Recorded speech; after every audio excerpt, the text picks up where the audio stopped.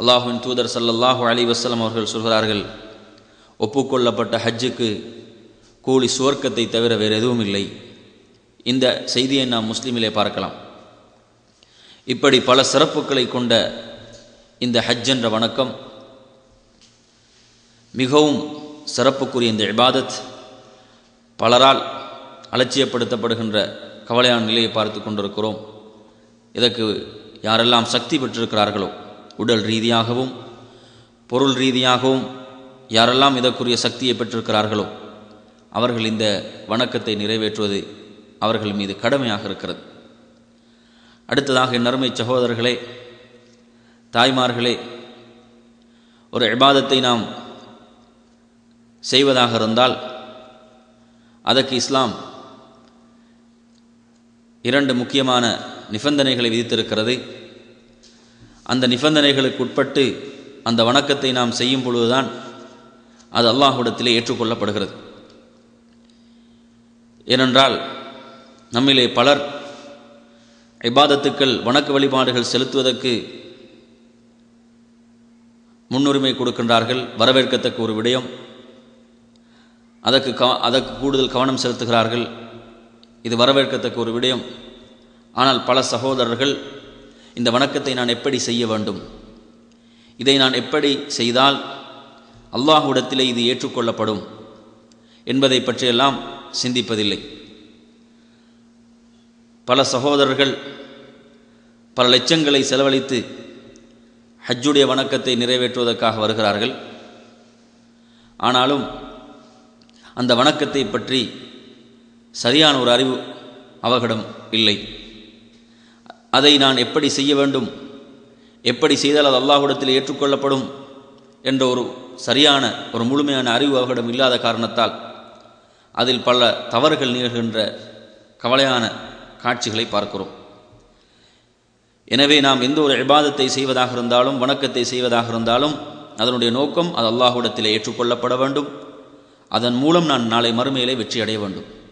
அப்படியானால் அது எப்படி அது செய்யப்படும் பொழுது அது அல்லாஹ்விடத்திலே ஏற்றுக்கொள்ளப்படுமோ அந்த முறையிலே அந்த இபாதத்தை நாம் செய்ய வேண்டும். பல லட்சங்களை செலவழித்து பல தியாகங்களை மேற்கொண்டு ஒரு வணக்கத்தை செய்கிறோம். ஆனால் அது அல்லாஹ்விடத்திலே புறக்கணிக்கப்படுகிறது என்றால் அதில் எந்த ஒரு பயனும் கிடையாது.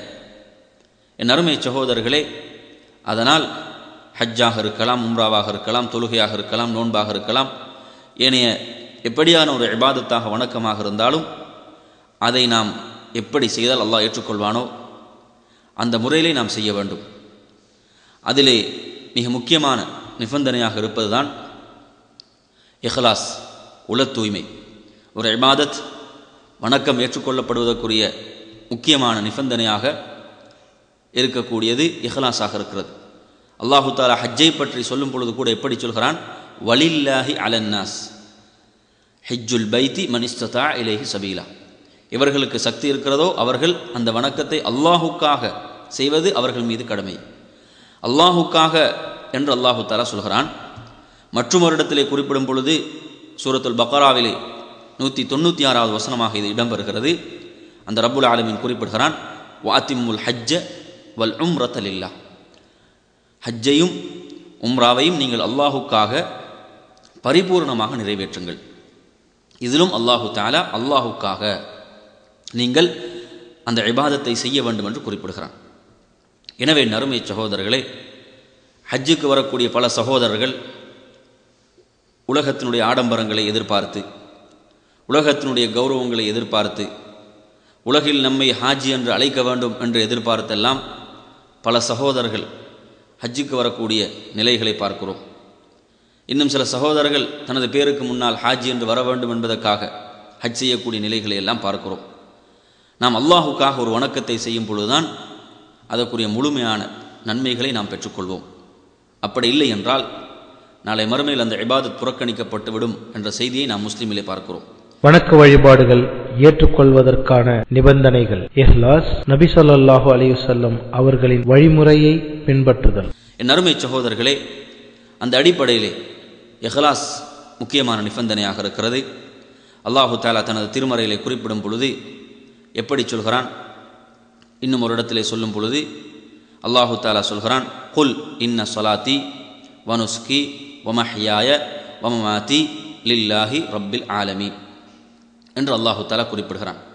நபியே, நீங்கள் கூறுங்கள், நிச்சயமாக எனது தொழுகை, எனது அறுத்து பலியிடுதல், நான் உயிர் வாழ்வது, எனது மரணம், இந்த அனைத்தும் அகிலத்தின் இரட்சகனான அல்லாஹுக்காக என்று அல்லாஹு தஆலா 6வது அத்தியாயத்தினுடைய 162வது வசனமாக குறிப்பிடுகிறான்.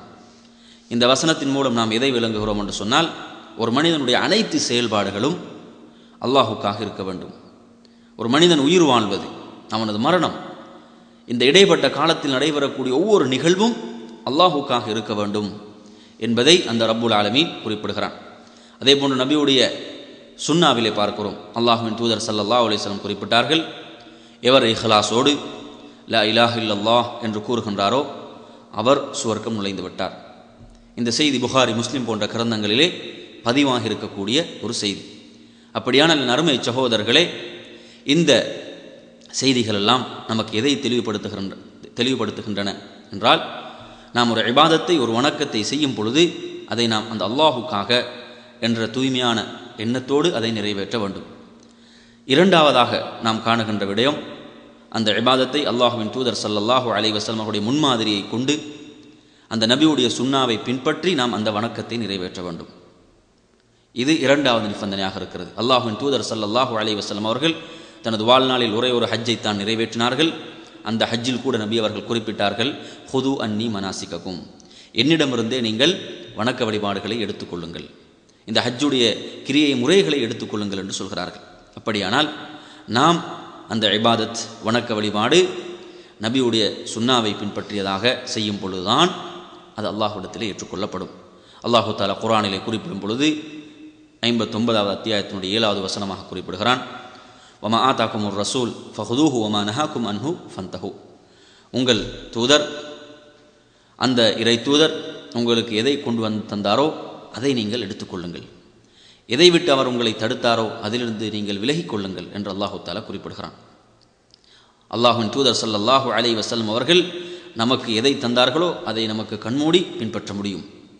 எதை விட்டு அவர்கள் நம்மை தடுத்தார்களோ அதை விட்டு நமக்கு முழுமையாக நாம் விலகிக் கொள்ள வேண்டும் என்று அல்லாஹு தஆலா குறிப்பிடுகிறான். இந்த வசனத்தினூடாக நாம் ஒவ்வொரு விடயத்திலும் நபியுடைய சுன்னாவை பின்பற்ற வேண்டும் என்ற முக்கியத்துவத்தை சொல்லக்கூடிய ஒரு வசனமாக இந்த வசனம் அமைந்திருக்கிறது. அதே போன்று அல்லாஹ்வின் தூதர் ஸல்லல்லாஹு அலைஹி வஸல்லம் குறிப்பிடுகிறார்கள், எவர் நமது விஷயத்தில் நாம் ஏவாத ஒன்றை புதிதாக மார்க்கத்திலே ஏற்படுத்தி செய்கின்றாரோ அது நிராகரிக்கப்படும், அது முழுமையாக நிராகரிக்கப்பட்டுவிடும். ஒருவர் எவ்வளோ கஷ்டத்துக்கு மத்தியில் பல லட்சங்களை செலவழித்து பல சிரமங்களுக்கு, தியாகங்களுக்கு மத்தியிலே அவர் செய்தாலும் அது அல்லாஹ்விடத்திலே ஏற்றுக்கொள்ளப்பட மாட்டாது. அப்படியான அருமை சகோதரர்களே, பல லட்சங்களை செலவழித்து ஹஜ்ஜுக்கு வரக்கூடிய நண்பர்களே, நாம் சிந்திக்க கடமைப்பட்டிருக்கிறோம். நான் செய்யக்கூடிய இந்த வணக்கம் அல்லாஹ்விடத்திலே ஏற்றுக்கொள்ளப்படுகின்ற விதத்திலே அமைந்திருக்கிறதா, இதை நான் அந்த முறையிலே அமைத்து கொண்டிருக்கின்றேனா என்பதை நாம் சிந்திக்க வேண்டும். அதற்குரிய ஒரு முயற்சியாகத்தான் இந்த முயற்சியும் இருக்கிறது. புனித மக்கா நகரத்தின் புனித தன்மையை பேணுதல். அடுத்ததாக நாம் பார்க்க வேண்டிய விடயம் என்னவென்று சொன்னால், நாம் எந்த இடத்துக்கு அந்த வணக்கத்தை நிறைவேற்ற செல்கின்றோமோ அந்த இடத்தினுடைய புனிதத்துவம், அந்த இடத்தினுடைய சிறப்பு. ஏனென்றால் பல சகோதரர்கள் அந்த ஹஜ்ஜுடைய வணக்கத்தை, உம்ராவுடைய வணக்கத்தை நிறைவேற்ற செல்லக்கூடிய பல சகோதரர்களுக்கு அந்த இடத்தினுடைய புனிதத்துவம் தெரியாமல் இருக்கிறது. அந்த இடம் எந்த அளவு புனிதமிக்க இடம் என்பதை பற்றி அவர்கள் விளங்காமல் இருக்கிறார்கள். அல்லாஹு தஆலா குர்ஆனிலே குறிப்பிடும் பொழுது 27வது அத்தியாயத்தினுடைய 91வது வசனமாக குறிப்பிடுகிறான், இன்னமா உமிர்து அன் அஅபுத ரப்ப ஹாதிஹில் பல்தத்தில்லதி ஹர்ரமஹா வலஹு குல்லு ஷைஇ وأمرت أن أكون من المسلمين وأن أتلو القرآن.